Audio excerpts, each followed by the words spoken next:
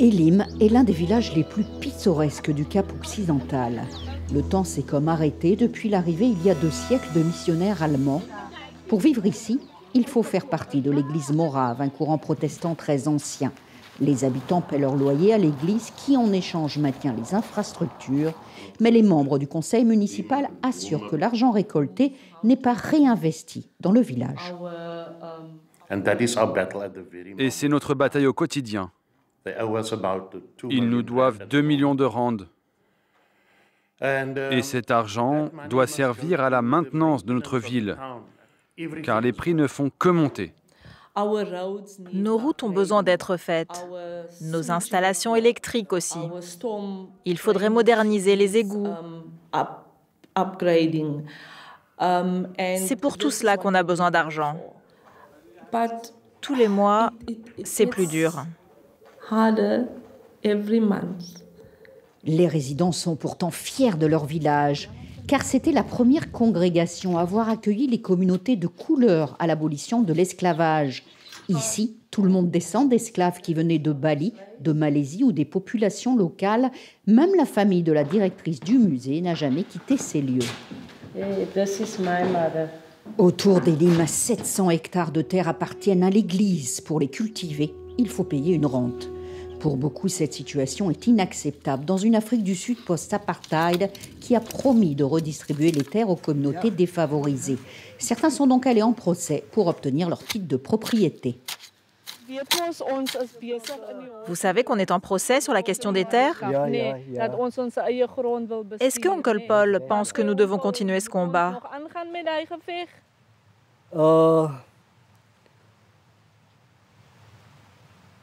Je pense qu'il faut continuer à se battre. Pourquoi? Pour que nous puissions avoir nos propres terres. En procès depuis plus de 5 ans, les habitants d'Elim ne sont pas les seuls à se sentir frustrés. L'église morave a 11 missions dans la province. Elle les gère comme des propriétés privées. Le système est le même à Goudevar, 3 heures de route d'Elim. Lorraine est née ici. Elle raconte que ce village était jadis une ferme qui appartenait à un colon allemand du nom de Burger. Il a légué toutes ses terres à l'une de ses esclaves, Manissa. Et il l'a mise dans son testament. Vraiment, c'était généreux. Et elle a pu hériter. Mais à la mort de Manissa, tout a changé. Il restait 12 petits-enfants qui étaient vivants. Et tout le monde s'est installé autour de la table. Ils ont décidé de vendre à l'église morave pour 750 livres. Lorraine nous présente à Martha, une femme de 86 ans, qui nous explique que la question des terres n'est pas nouvelle. Il y a des années, j'écoutais la radio. Assise, ici.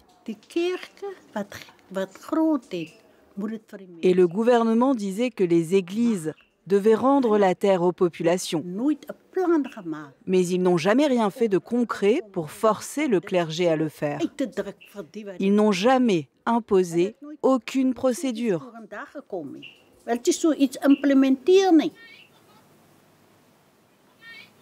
Lorraine se plaint d'être privée du droit de propriété, mais aussi du droit de faire des affaires. Elle avait organisé pendant 20 ans un festival gastronomique dans ce village, mais comme elle s'est fâchée avec le clergé, elle a dû l'organiser ailleurs. J'ai demandé aux gens de l'église, venez nous voir, venez vous asseoir avec nous autour de la table, ou envoyez-nous des représentants, qu'on puisse se coordonner pour organiser notre festival. Malgré leur contentieux, ces communautés n'ont aucune intention de quitter l'église morave et perpétuent des rites millénaires. C'est vêtu de noir et de blanc que chaque année, ils célèbrent le festival de l'amour. Nous sommes ici pour montrer notre unité. Nous voulons rester unis et nous voulons nous aimer et nous comprendre afin de pouvoir vivre en harmonie les uns avec les autres, notamment parce que nous sommes une si petite communauté. L'église morave compte 1 million de membres dans le monde, dont 100 000 en Afrique du Sud.